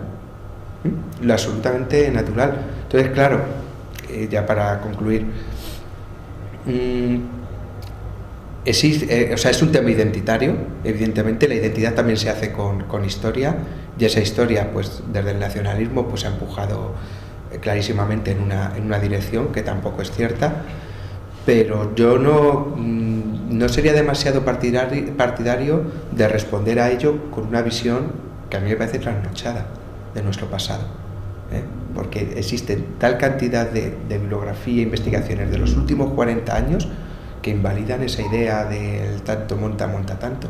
Sí que eso, no, además todo lo contrario, o sea, demuestra que al final quizás las mejores épocas o no, eso ya sería debatible también, pero que durante 200, 300 años las comunidades ibéricas vivieron como comunidades. Y además Cataluña fue hasta 1640, fue de los pocos territorios que no tuvo ningún problema de integración en la monarquía, en los Habsburgo. Es decir, hubo unas germanías, unas comunidades de Castilla, revueltas en Sicilia, en Nápoles, en Mallorca y Cataluña. No tuvieron ningún problema. Pero más, es que en 1640 no es una revuelta por la independencia. Simplemente vieron amenazados, ¿no?, por el conde duque sus posiciones dentro de la propia monarquía hispánica, entendieron que eso ya no era monarquía hispánica y se pusieron en manos de Luis XIII. Que Luis XIII evidentemente les utilizó como un elemento de la guerra de los 30 años. Entonces luego pues dijeron, pues para eso nos volvemos a la monarquía hispánica. O sea que no se plantea en 1640 una república catalana ni nada por el estilo, ¿no? Yo creo que asumir la historia es un deber ciudadano. Y no lo digo por los que estamos aquí, lo digo por los que muchas veces se sientan en un parlamento y le intentan utilizar. No sé dónde pondréis luego la grabación. Seguramente en YouTube, pero yo creo que no se ha dicho nada incorrecto. En cualquier caso, vamos a ver, esto es una aula académica y se habla de lo que haya que hablar. O sea.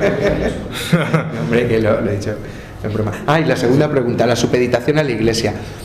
Supeditación, yo diría más bien imbricación, integración. Efectivamente, la finalidad última de aquella sociedad, tal como se autoconcebía, era la salvación eterna en el más allá, y el orden político se debe, pues bueno, poner a disposición, ¿no?, de este fin supremo. Eso es cierto. También es verdad que la Iglesia es un elemento, pues, de control político, que el pecado es sinónimo de delito y el delito es sinónimo de pecado, y progresivamente más, que existe además desde los años 30 del siglo XVI un proceso de confesionalización en toda Europa muy fuerte, donde cada vez es más difícil la disidencia religiosa, por lo menos hasta principios del siglo XVII. Ojo, en el mundo protestante y en el mundo católico, no solo en uno de los dos mundos. Entonces, no sé si calificarlo como supeditación. Desde luego integración existe, forman parte de una misma realidad, que el mundo del antiguo régimen, al menos hasta el 18, con la Ilustración, la secularización, etcétera, pero es que la vida es religión y la religión es vida, es que está en todo, en el día a día, en todo, ¿no? Algunos de los comuneros, y no pocos, ven en ello la mejor salvaguarda ante levantarse en armas, porque piensan que viene el fin del mundo. O sea, existe el milenarismo, como había existido en otros muchos casos. Y bueno, podríamos dar detalles de todo tipo. Es que es hablar de lo mismo, es que hablar de política y religión es hablar de lo mismo en aquella época. Supeditación, no supeditación, eso ya forma parte de la interpretación. No apunte solo el tema que me está en la cabeza. Un tema que sería muy interesante es todo el tema de la modernidad.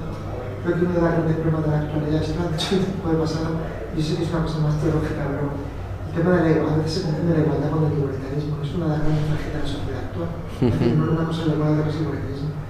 Porque un tema interesante sería todo el tema del antiguo régimen, el tema de la desigualdad, es decir, ya en el Génesis aparece la igualdad, hemos logrado esa imagen, semejanza, hombres y mujeres. También hay una declaración fundacional que luego el cristianismo la asume al 100%. En una época que era el mundo grecorromano donde había una gran esclavitud. Sería interesante este principio y la relación histórica que luego se produce en el antiguo régimen y con la modernidad, que medidas se termina fructificando al final y termina generando la confusión entre igualdad y igualitarismo. Pero bueno, esto es una deformación más filosófica, más teológica, yo creo, que Sí, no lo sé, esto habría que hablarlo. Sí, bueno. Es un tema distinto a lo que estamos. Ver las bases, efectivamente. Lo que ocurre es que al final la Biblia era una fuente de legitimación, ¿no? En aquella época.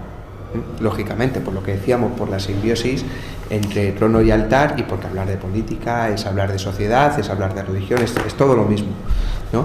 Entonces, claro, cuando existe algún movimiento igualitarista, permitidme el término, que sé que no es del todo correcto, también lo buscan en la Biblia.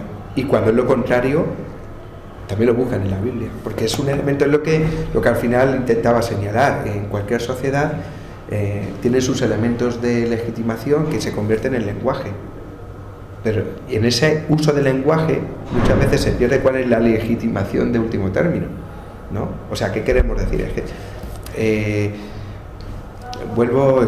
no me resisto a la cuestión, ¿qué es democracia? Es que democracia, por un lado, que es el cumplimiento de las leyes, se ha venido a identificar con eso.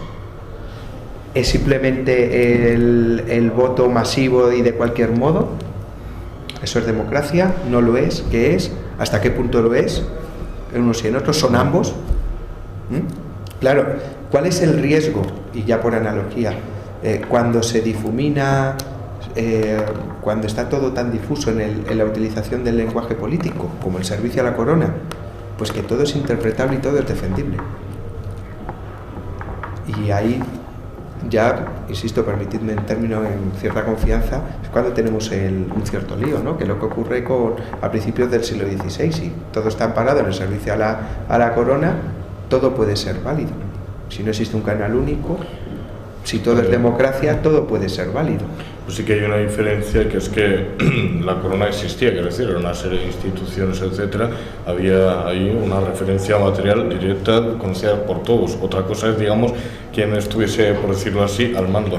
Y por otra parte, todos tienen una misma idea del bien común y más o menos de cómo funciona la sociedad que está abocada a ello, al bien común material, porque, y un poco en relación con lo que se decía antes, porque la teología y también la teoría política digamos, atomista distingue entre dos tipos de bien común, que uno es el inmanente, que desde luego que es el de cualquier comunidad, que está abocado a un bien común trascendente, que es la salvación, sí, pero digamos que incorpora al anterior. Pero en este caso no hay lugar a que se distinga, quiero decir, es que todos están luchando por un mismo bien común, aunque estén enfrentados, y en ese sentido también por un mismo bien común trascendente, aunque es decir, tienen sí, las mismas ideas en la cabeza y la referencia, digamos, a una comunidad que existe, está expresada en leyes, en disposición, no sé, de estamentos, de posiciones institucionales, etcétera. Quiero decir que es una referencia directa, el bien común o la corona y no la democracia, que digamos, o al menos a día de hoy, es un término mucho más vaciado, digamos, mucho más equívoco. Sí, la cuestión en último término es cómo se interpreta, ¿no?, lo del bien común, porque no es solo con arreglo a derecho. O sea, bueno, no quiero abrir otro elemento, pero cómo... No, pero me refería sobre todo a que hay más o menos una impresión de una cierta idea de comunidad. Que es organizada de una u otra manera, hay cosas que arreglar, digamos, no quiere decir que no sea polémica o que no haya cosas en las que incidir, que mejorar o frente a cuál estés, pero que más o menos se tiene una misma idea de comunidad.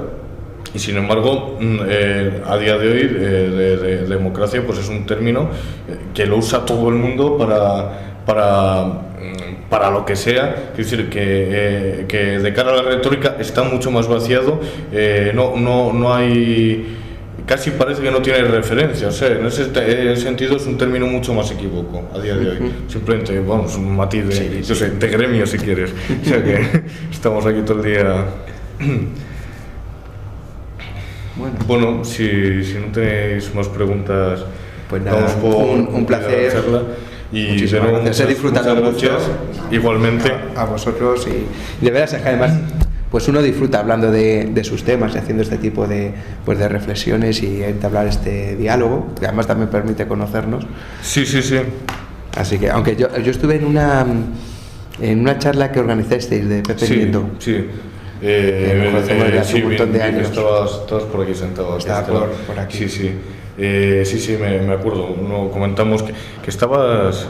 Sí, me parece que comentasteis que estabas estabas mirando algo en Simancas. Sí, bueno, con Simancas, con las comunidades, me interesa el tema de las comunidades de Castilla. No sé si estabas precisamente con el tema de... Lo que pasa es que voy tan despacito y ahora como... Claro, eso cómo está, pues yo personalmente te quería preguntar cómo están los documentos para ver del municipio de Madrid en tiempos.